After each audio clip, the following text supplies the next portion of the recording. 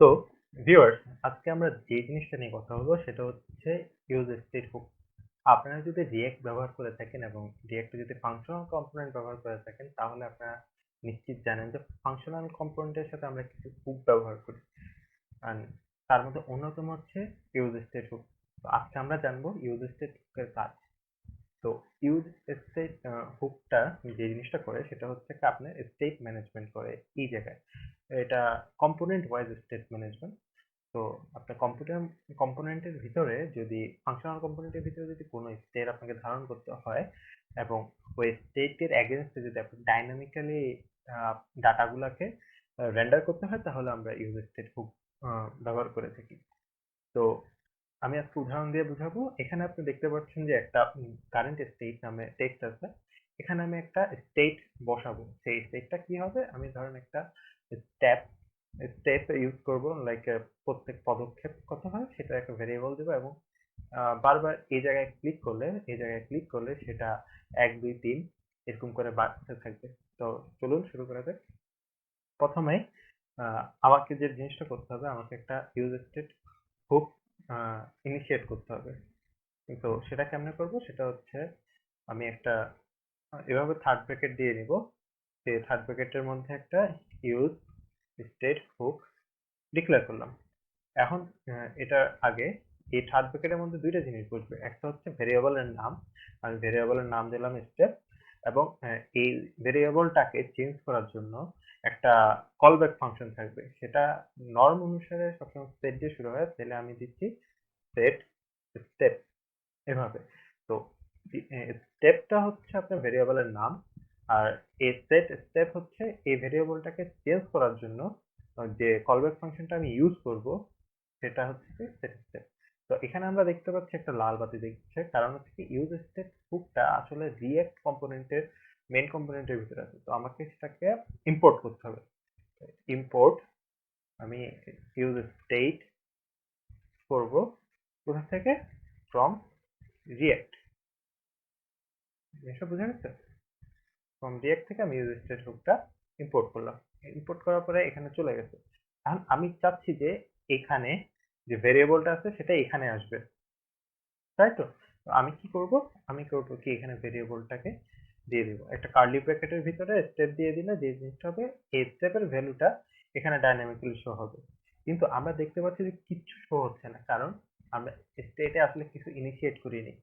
এই প্রথম আমরা যে ব্র্যাকেটটা দেখতেছি, ইউজ স্টেট হুকের মধ্যে যে প্যারেন্থেসিস গুলো দেখতেছি, এর ভিতরে আমি কোনো একটা ভ্যালু দিলে সেটাই হয়ে যাবে আমার initial value for this step. Okay? তো এই জিনিসটা আপনি একটা নাম্বার দিতে পারেন, স্ট্রিং দিতে পারেন, অবজেক্ট দিতে পারেন, অ্যারে দিতে পারেন, যা কিছু দিতে পারেন। আপাতত যেহেতু আমি স্টেপ হিসেবে কাউন্ট করতেছি, তাই আমি একটা নাম্বার দিব, সেটা হচ্ছে 1। তো আমরা দেখতে পাচ্ছি যে 1টা সাথে সাথে এখানে চলে আসবে। কেন? কারণ আমি স্টেটে প্রথম ভ্যালু বা ইনিশিয়াল ভ্যালু যেটা অ্যাসাইন করছি সেটা হচ্ছে 1। সেই 1টা এখানে আমি ডাইনামিক্যালি শো করতেছি, দ্যাটস ওয়াই আমার এখানে 1 আসতেছে। এখন আমি চাচ্ছি যে না, আমি এই ভ্যালুটা চেঞ্জ করব এবং এই চেঞ্জের সাথে সাথে আমার এই পুরো কম্পোনেন্ট আবার রি-রেন্ডার হবে, যেটা হচ্ছে রিয়েক্টের একটা বড় শক্তি। সেই জিনিসটা কেমনে করবো? সেই জিনিসটা করার জন্য আমি যেটা করতে পারি সেটা হচ্ছে কি, এই যে ফাংশনটা আছে এই ফাংশনটাকে ইউজ করব। কেমনে ইউজ করব? আমি ধরেন আরেকটা ফাংশন লিখতেছি যেটার নাম হবে হ্যান্ডেল স্টেপ চেঞ্জ, তাই তো? এখন আমি অ্যারো ফাংশন ইউজ করব এটা এখানে। নিশ্চয়ই আপনি অ্যারো ফাংশন জানেন। এখন এই ফাংশনটা আমি কখন কল করব? যখন আমি এখানে, বা ধরুন আমি একটা বাটনে কল করি। এখানে একটা বাটন যদি কল করি, বাটন, তো বাটনটা না হবে স্টেপ চেঞ্জ, তাই তো? Step change button. এটার ভিতরে যদি আমি অন ক্লিক ফাংশন বসাই, অন ক্লিক, মনে রাখতে হবে রিয়েক্টের ভিতরে সবসময় ক্যামেল কেস হয়। মানে হচ্ছে প্রত্যেক একটা, যখন আমরা ইউজ করবো অন ক্লিকের মধ্যে এখানে দুইটা ওয়ার্ড, অন একটা আর ক্লিক একটা। তো দুইটা ওয়ার্ড, যখন একটা ওয়ার্ড শুরু হবে তখন পরেরটা হচ্ছে কি ক্যাপিটাল লেটারে হবে।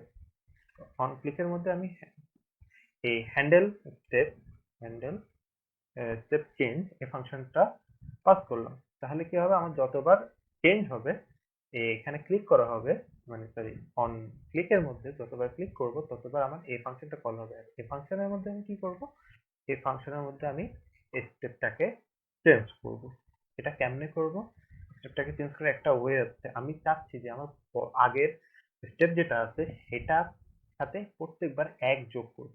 তাহলে সেটা কি করব, সেটা হচ্ছে কি, আমি যদি চাই ডিরেক্ট একটা মান বসাই দিতে তাহলে সেটা করতে পারি আমি এইভাবে, এভাবে 2 বসাই দেব, ডিরেক্ট একটা মান বসাই দিলে আমি এখন যতবারই এটা চাপ দেব 2 আসতে থাকবে। যদি আমি এখন চাপ দিয়ে দেখাই 2 আসছে, কিন্তু আমি যতবার চাপ দিচ্ছি এটা তো আর চেঞ্জ হচ্ছে না, কারণ আমি এই ভ্যালুটা ডিরেক্ট এখানে বসাই দিচ্ছি।